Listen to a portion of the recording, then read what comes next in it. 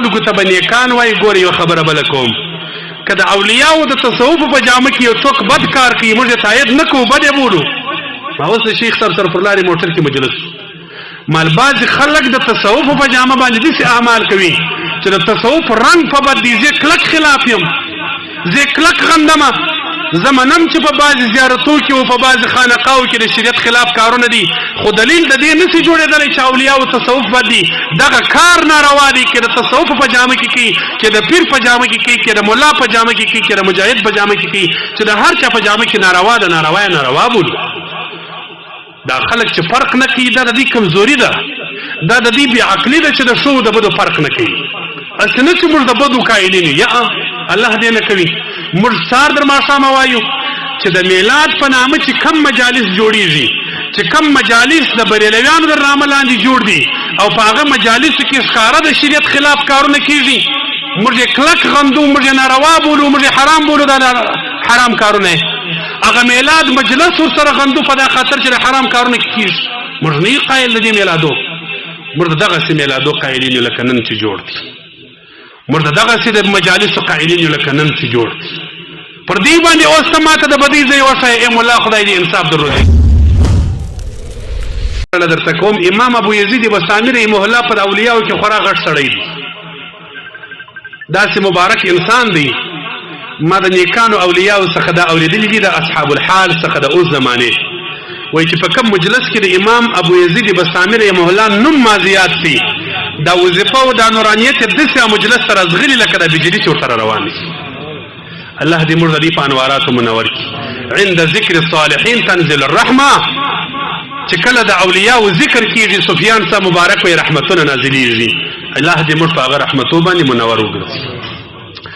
ابو یزید بسطامي صاحب د هغه مقام سړی دی، د پیران پیر صاحب خبرې خو مې درته وکړلې، خو پیران پیر صاحب مبارک وایي ابو یزید بسطامي صاحب په اولیاو کې هغه مقام لري لکه په ملائکو کې چې جبرائیل علیه السلام کوم مقام لري. دا د پیران پیر صاحب مبارک مخکې دي. دا زموږ عوام خلک چې بایزید بسطامي بولي په ایران کې بستان کې دي. د هغه یو خلیفه دی، د هغه نوم دی شیخ ابوالحسن خرقاني رحمه الله. د افغانستان یو مشهور بادشاه سلطان محمود غزنوي رحمه الله کلی د سومنات بچې په هندوستان کې ماتوي، نو پر ایران باندې ولاړی. د ابوالحسن خرقاني رحمه الله ژوندی دی، پر دا لار باندې ولاړی. ابوالحسن خرقاني رحمه الله په ایران کې دی، په خرقان کې اوس زیارت. د دې خورا ناشنا واقعي دي، د اولیاءو دا ډېر قدیم خلک دي، ډېر انتهایی قدیم دي.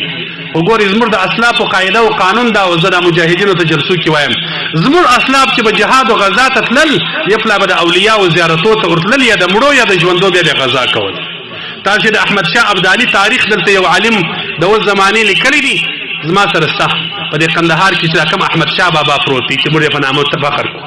د احمد شاه بابا په تاریخ کې هم دا لیکلي دي چې هر ځای به غزا ته تلي، در مخه به د یو ولي زیارت ته ورغلي، توسل به په هغه وکړي، بیا به غزا کول.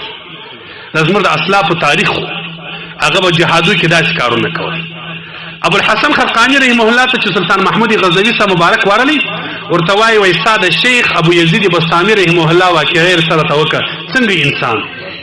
هغه ورته وایي زما شیخ ابو یزید بسطامي صاحب داسې سړی و چې کافر به ولیدي خالي پر کفر نه سوی مړ کېدلی، اسلام دې راوړي.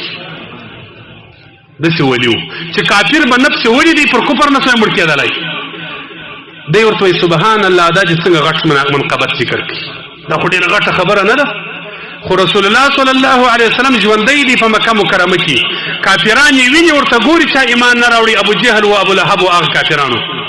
دا خو د رسول الله السلام امتی دي، دا څنګه د خصوصیت درلودي. شیخ ابوالحسن خرقاني رحمه الله ورته وایي وایي رسول علیه السلام کافرانو نه دی لیدلی. وایي ولې؟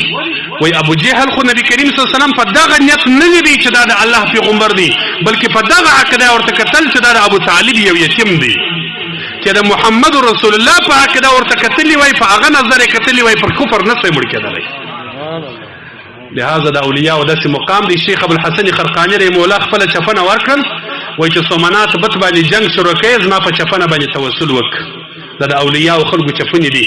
ما تم یو ولی الله را کړې ده، که دلته راغلی وایي الله دې راولي چې موږ یې په زیارت مشرف شو. دا د هغه چپنه و، ملګرو ته مې وویل مالګون دي هغه به د میلاد ته راشي، ځکه یې زه اغوندم، تبرکان مې اغوستې ده.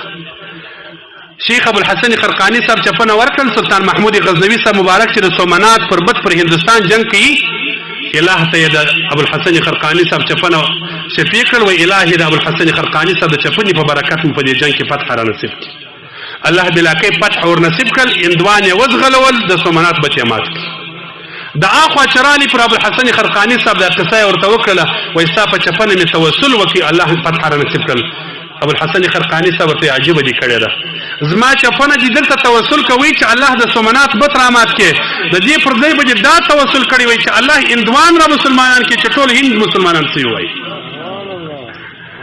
دا اولیاء شان دي دا اولیاء مقامات دي ګوري دا خالص د دې درته وایم اسرجرو ادوانانو ای طالبانو ازما امزول مشرانو علماء